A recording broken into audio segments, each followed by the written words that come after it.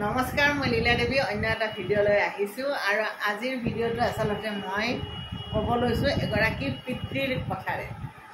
এগৰাকী পিতৃৰ তেওঁৰ সন্তান সম্পৰ্কে থকা এটা ধাৰণা আৰু সেই ধাৰণাটোৰ যিখিনি কথা, ধাৰণাটোৰ সৈতে সম্পৃক্ত হৈ থকা যিখিনি বাস্তৱ জীৱনৰ কথা, সেই কথাখিনি মই ইমান মনোযোগেৰে শুনিলোঁ আৰু ইমান ভাল লাগিল। মই ভাবিলোঁ আচলতে সেই কথাখিনি আপোনালোককো কোৱাটো ভাল, আপোনালোকেও নিশ্চয় ভাল পাব। এজন পিতৃৰ বাবে তেওঁৰ সন্তান কেনেকুৱা বা পিতৃ মাতৃৰ বাবে নিজৰ সন্তান কিমান মৰমৰ, কিমান আদৰৰ, সেই কথা কাকো নতুনকৈ ক'ব নালাগে। কিন্তু বিশেষ এগৰাকী পিতৃৰ কথা মই আজি এইকাৰণে ক'ব লৈছোঁ যে তেওঁৰ ছোৱালী দুজনী যেতিয়া গাভৰু হ'ল তেতিয়া বিয়াৰ কথা। আচলতে আমাৰ সমাজ জীৱনত কি হয়, ছোৱালী ডাঙৰ হৈ আহিলে বা ল'ৰা ডাঙৰ হৈ আহিলে বিয়াৰ কথা ওলায়, এইটো স্বাভাৱিক। সেই পিতৃৰ কন্যা দুগৰাকী অত্যন্ত ধুনীয়া আছিল আৰু গতিকে হায়াৰ ছেকেণ্ডেৰী পাছ কৰাৰ পাছৰ পৰা তেওঁলোকৰ ঘৰলৈ বিয়াৰ খবৰ আহিছিল যে বিয়া দিব লাগে, ভাল ভাল ল'ৰাৰ খবৰ আহিছিল। কিন্তু পিতৃ আছিল নিজৰ ধাৰণাত অটল। তেওঁ কৈছিল যে মই মোৰ ছোৱালী দুজনীৰ 25 বছৰ বয়স নোহোৱালৈ বিয়া নিদিম আৰু 25 বছৰ বয়স হোৱাৰ লগে লগে মই তাহাঁতক বিয়া দিম, ভাল উপযুক্ত দৰা পালে, আৰু মই দুয়োগৰাকী ছোৱালীকে পঢ়াই শুনাই উপযুক্ত কৰি তুলিম, শিক্ষিত কৰি তুলিম। গতিকে তেওঁক যেতিয়া সোধা হৈছিল যে কিয় আপুনি 25 বছৰ বয়সটোকে কিয় নিৰ্ধাৰণ কৰিলে, আপুনি ছোৱালীজনীক 22 বছৰ বয়সতো দিব পাৰে, যিহেতু ভাল দৰা আহিছে। ভাল দৰা বুলি ক'লে আপোনালোকে নিশ্চয় বুজিছে যে শিক্ষিত আৰু কৰ্ম সংস্থাপন থকা, আত্মসংস্থাপন থকা ল'ৰাকে আচলতে আজিকালি উপযুক্ত ল'ৰা বুলি মানুহে কয়। আৰু এইটো আমাৰ এটা ধাৰণা যে ল'ৰাজন যদি শিক্ষিত হয়, তেওঁ যদি আত্মসংস্থাপন থাকে, তেতিয়াহ'লে তেওঁ উপযুক্ত দৰা। এইটো সাধাৰণ দৃষ্টিত সাধাৰণ মানুহৰ এটা ধাৰণা। ঠিক আছে, এতিয়া ছোৱালী দুজনীৰ পিতৃয়ে কৈছে যে মোৰ ছোৱালী দুজনীয়ে এদিন বিয়া হৈ অন্যৰ ঘৰলৈ যাব। আপুনি জীৱনটোক যদি ভাগ কৰে, তেতিয়াহ'লে মানুহৰ জীৱনৰ ভাল লগা সময়টো হ'ল 50 বছৰলৈ। 50 বছৰৰ পিছৰ জীৱনটো অলপ বেলেগ হৈ যায়। গতিকে মোৰ ছোৱালীৰ জীৱনটোক মই 50ত অংক কৰিছোঁ। 50 বছৰীয়া তাইৰ উদ্যমী জীৱনটোক 25 বছৰ তাই নিজৰ ঘৰখনত থাকক, যিখন ঘৰত তাই জন্মগ্ৰহণ কৰিছে, আৰু তাৰ পিছৰ সময়খিনি তাৰ ভাগ্য। তাইৰ ভাগ্যত কি লৈ আহিছে, তাইৰ কৰ্মৰে নতুন ঘৰখনত তাই নিজৰ হেঁপাহৰ ঘৰ এখন বনাই ল'ব পাৰিবনে নোৱাৰে, সেই কথাটো তাই নিজৰ।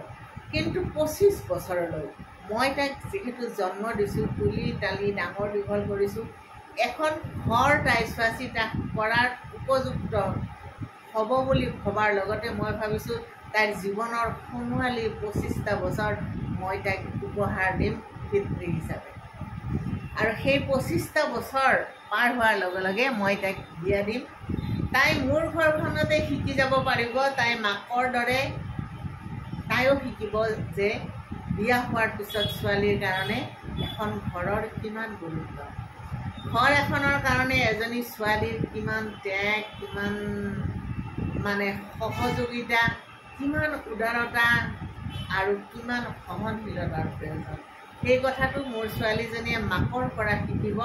এই 25টা বছৰ যেতিয়া তাই মাকৰ লগত থাকিব, এই 25টা বছৰ যেতিয়া তাই পিতৃ হিচাপে মোৰ লগত থাকিব, তেতিয়াহ'লে তাই জানিব আমাৰ ঘৰখনৰ পৰা তাই অনাগত ঘৰখনৰ বহুত কথা শিকি যাব। এখন ঘৰ কেনেকৈ কৰিব লাগে, পিতৃ মাতৃ কেনেকুৱা হ'ব লাগে, এই কথাবোৰ 25টা বছৰ যেতিয়া তাই মোৰ ঘৰত থাকিব, মোৰ লগত, মোৰ পত্নীৰ লগত থাকি যেতিয়া তাই আগবাঢ়িব, তেতিয়া এই 25টা বছৰ তাই চাৰিওফালৰ পৰা শক্তিশালী হ'ব।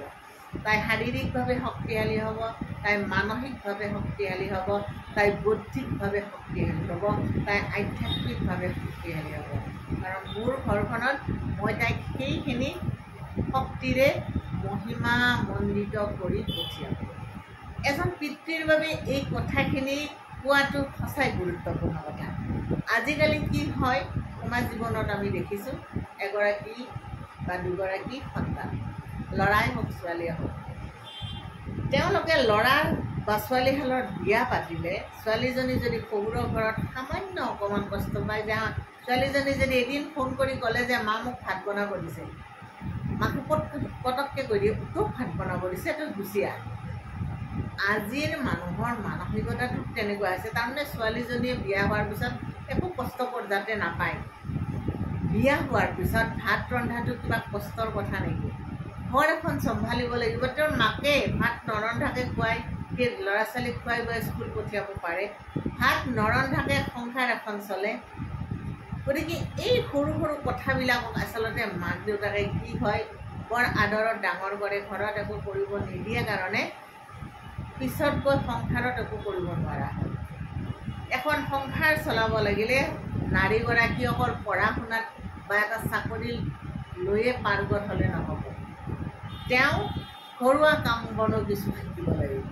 যিখিনি কাম আমাৰ দৈনন্দিন জীৱনৰ কাৰণে গুৰুত্বপূৰ্ণ, সেই গোটেইখিনি কাম এগৰাকী নাৰী বা এগৰাকী পুৰুষে জনাটো খুব দৰকাৰী। মই অকল নাৰীৰ কথা কোৱা নাই দেই, পুৰুষেও জানিব লাগে। কাৰণ নাৰীগৰাকীৰ যেতিয়াই কিবা অসুবিধা হয় তেতিয়াহ'লে সেই কামখিনি কৰিব লাগিব পুৰুষগৰাকীয়ে। আৰু নাৰী আৰু পুৰুষ দুয়োগৰাকী যদি চাকৰিয়াল হয় তেতিয়াহ'লে দুয়ো মিলিজুলি ঘৰুৱা কামখিনি কৰিব লাগে। প্ৰত্যেক মাকে কন্যা সন্তানক এই কামখিনি শিকোৱাৰ লগতে পুত্ৰ সন্তানকো শিকাব লাগে। ঘৰুৱা ৰন্ধা বঢ়া কামখিনি, ঘৰুৱা সৰা মোচা কামখিনি, এইখিনি কাম প্ৰত্যেক নাৰী পুৰুষে জনাটো অত্যন্ত জৰুৰী। আমাৰ জীৱন যাত্ৰাত কেতিয়া কি ধৰণৰ প্ৰবাহ বয় কোনেও ক'ব নোৱাৰে। এদিন টকা পইচাৰে উভৈনদী ঘৰখন, এদিন চাকৰ নাকৰে বেৰি থকা ঘৰখনত এদিন একো নোহোৱা হয়। এজন মানুহক মাতি আনি এসাঁজ খুৱাবলৈ অপৰাগ হৈ যোৱা যায়। তেনে ক্ষেত্ৰত কাম কৰা মানুহ ৰখাটো সাংঘাতিক কথা। সেই সময়ত কি কৰিব? সেইকাৰণে নিজক সকলো ক্ষেত্ৰতে সদায় পাৰ্গত কৰি ৰাখিব লাগে। সেয়া আপুনি উপাৰ্জনৰ কাৰণে আত্মনিৰ্ভৰশীল আৰু ঘৰুৱা কাম বনেৰে আপুনি সেইটো আৰু বেছি স্বনিৰ্ভৰশীল কথা। এগৰাকী হাউচ ৱাইফক আমি বহুতে হাউচ ৱাইফ বুলি কৈ আমি ঠাট্টা কৰোঁ, কিন্তু এগৰাকী হাউচ ৱাইফ আচলতে ঘৰখনৰ সকলোতকৈ ডাঙৰ কৰ্মচাৰী। তেওঁ হোম মেকাৰ হয়, গোটেই ঘৰখন তেওঁ চম্ভালে। এই ঘৰ এখন চম্ভালাৰ যিটো কৌশল, সেই কৌশল যিয়ে আয়ত্ত কৰিব পাৰে তাৰ কাৰণে পৃথিৱীখন খুব সুন্দৰ। যিয়ে নোৱাৰে তেওঁৰ কাৰণে পৃথিৱীখন বৰ কষ্টকৰ, বৰ যন্ত্ৰণাৰে ভৰা। গতিকে পিতৃৰ সেই কথাখিনি মোৰ খুব ভাল লাগিল।